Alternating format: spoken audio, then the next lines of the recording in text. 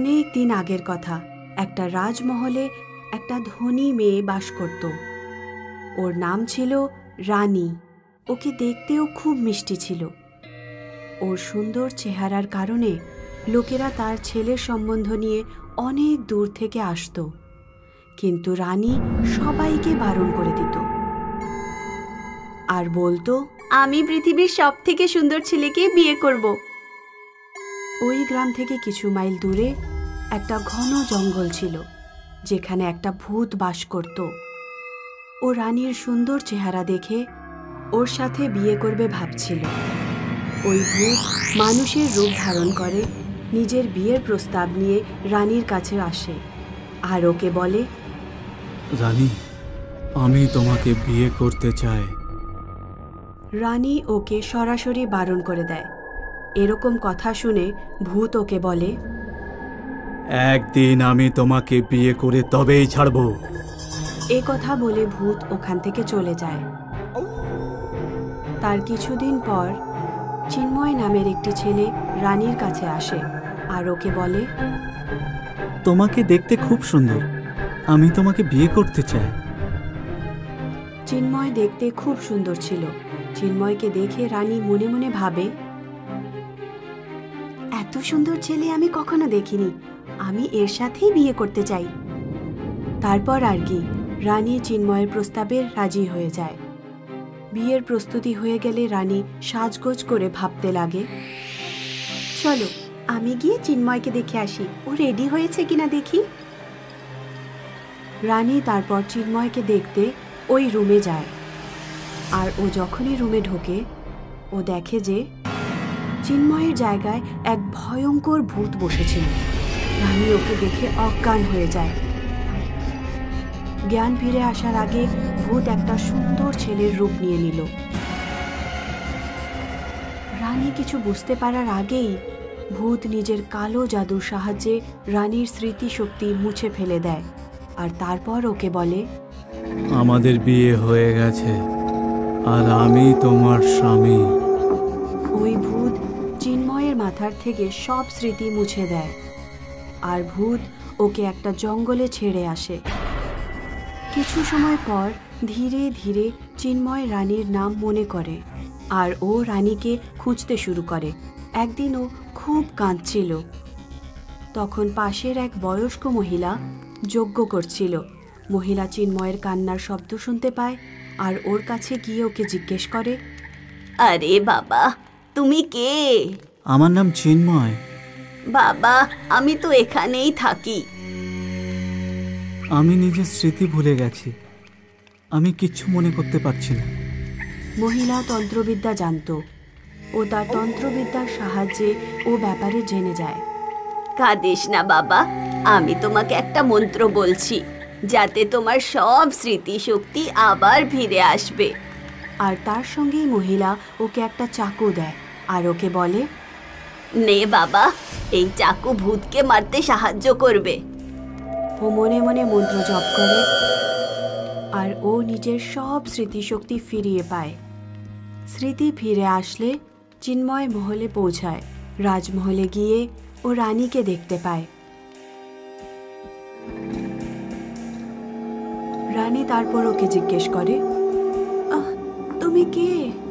রানী কিছু মনে করতে পারছিল না। চিন্ময় ওখানে মন্ত্র জপ করা শুরু করে, যেটা ওকে ওই মহিলা বলেছিল। তারপর রানীর সব কথা মনে পড়ে যায় আর ভূত ওখানে চলে আসে। চিন্ময় সেটা দেখে ফেলে। ভূত নিজের আসল রূপে ফিরে আসে। তুই এখানে এসে বড় ভুল করেছিস, এবার তুই মরবি আর আমার হাতে।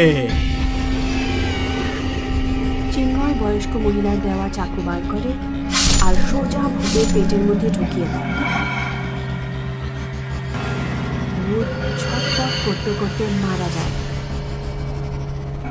এইভাবে চিন্ময় রানীকে ভূতের হাত থেকে বাঁচায়। কিছুদিন পরেই রানী আর চিন্ময় ধুমধাম করে বিয়ে করে নেয় আর সুখী জীবন কাটাতে শুরু করে দেয়। অর্পিত আর স্নেহা 12th ক্লাস পাস হওয়ার পর উটিতে তার দাদু দিদার বাড়িতে ছুটি কাটাতে যায়। আরে দাদু ভাই, এবার তোমরা দুজন দিল্লি থেকে একাই এসেছো? হ্যাঁ দিদা, তার কারণ আমরা এবার বড় হয়ে গেছি। অর্পিতের দিদার বাড়ি একেবারে নিরিবিলি একটা জায়গায় ছিল। সামনের দিকে রাস্তা আর পেছনের দিকে ঘন জঙ্গল। দিল্লিতে তো অনেক ভিড় হয় আর হট্টগোল চলে, এখানে কত শান্তি। দাদু, আমি জঙ্গল ঘুরে আসি। স্নেহা একাই জঙ্গলে ঘুরতে চলে যায়। স্নেহা একটা গাছের পেছন থেকে কান্নার আওয়াজ শুনতে পায় একজনের।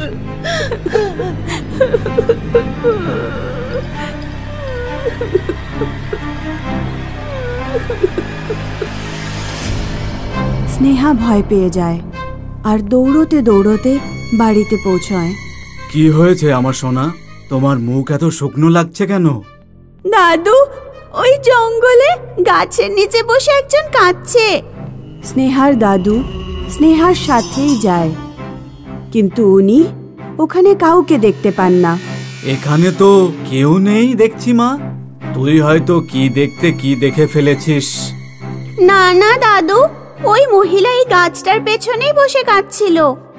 স্নেহার দাদু স্নেহার কথায় কোনো গুরুত্ব দেয় না।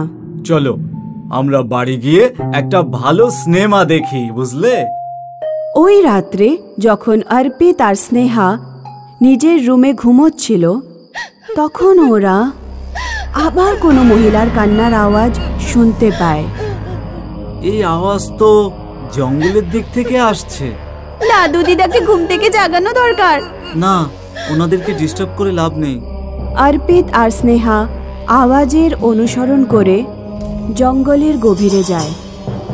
গাছের পেছনে একজন মহিলা বসে কাঁদছিল। মহিলাটি নতুন বউয়ের সাজে সেজেছিল। ওর মুখ ঘোমটা দিয়ে ঢাকা ছিল। জঙ্গলের ভেতরে একা একজন মহিলাকে দেখে স্নেহা আর অর্পিতের গলা শুকিয়ে যায়। তুমি কে গো? এখানে বসে কাঁদছো কেন? আজ আমার বিয়ে আর বরযাত্রী এখনো আসেনি। তোমরা দুজন বড় রাস্তায় গিয়ে একবার দেখবে কি বরযাত্রী কত দূর এলো? কিন্তু এটা তো কোনো বিয়ের সময়ও না। কি বললি তুই? অর্পিত আর স্নেহা নতুন বউয়ের ভয়ঙ্কর রূপ দেখে ভয় পেয়ে যায় আর ওখান থেকে দৌড়ে পালায়। রাতের অন্ধকারে দুজন জঙ্গলে রাস্তা হারিয়ে ফেলে। মনে হয় আমরা রাস্তা ভুলে গেছি, জঙ্গলের রাস্তা তো শেষই হচ্ছে না। চারদিক থেকে ওরা ওই মহিলার কান্নার আওয়াজ শুনতে পাচ্ছিল। আমাদের দৌড়ানো উচিত। দৌড়তে দৌড়তে একটা ফাঁকা রাস্তায় পৌঁছে যায়। ওরা দেখে যে রাস্তা দিকে বরযাত্রী চলে আসছে। ব্যান্ড পার্টি বাজনা বাজছে। অর্পিত আর স্নেহা চিৎকার করে তাদের দিদার বাড়ির দিকে যায়। আর দাদু দিদা বাড়ির বাইরেই দাঁড়িয়েছিল।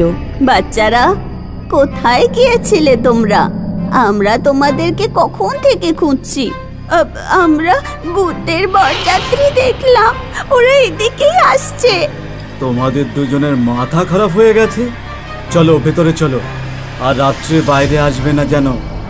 আমি কালকে তোমাদের দিল্লিতে যাওয়ার জন্য রিজার্ভেশন করিয়ে দিচ্ছি। স্নেহা আর অর্পিত নিজের দাদুর রাগ দেখে চমকে ওঠে। নিশ্চয়ই কোনো একটা সমস্যা আছে। দাদু আজ পর্যন্ত আমাদের সাথে এরকম ব্যবহার করেনি। জঙ্গলের ওই মহিলাটা আমাদের কিছু একটা বলতে চাইছিল। ওই দিন রাতে অর্পিত আর স্নেহা ঘুমোতে পারে না। রাত 1টার সময় জঙ্গলের ভেতর থেকে ওরা কান্নার আওয়াজ শুনতে পায়। ওরা তাড়াতাড়ি জঙ্গলের ভেতরে যায়। তুমি কে গো? আমাদের কাছে তোমার কি চাই? আমি তোমাদের মাসি। মাসি? তার মানে আমাদের মায়ের একজন বোনও আছে? হ্যাঁ, আমি একটা ছেলেকে ভালোবাসতাম। আমার পেটে তার বাচ্চা ছিল। আমরা দুজন বিয়ে করতে চেয়েছিলাম। তোমাদের বাবা আর দাদু আমাদের বিয়েতে রাজি ছিল না। আমি মা বাবার কথা না ভেবে বিয়ের জোগাড় করে তুললাম। এখান থেকে কিছু দূরে হোটেল প্লাজা আছে, যেখানে বরযাত্রীর লোক আসছিল, কিন্তু আমার বাবা গোটা বরযাত্রীর লোককে মেরে ফেলে। বাবা পুলিশ কমিশনার ছিল, উনি এটাকে সড়ক দুর্ঘটনা বলে এই কেসে ধুলো চাপা দেয়। আমি আত্মহত্যা করে ফেলি। তখনই অর্পিত আর স্নেহার দাদু দিদা ওখানে পৌঁছে যায়। তোমরা দুজন এত রাত্রে এখানে একা একা কি করছো বলো তো? আমরা সবকিছু জানতে পেরেছি দিদা।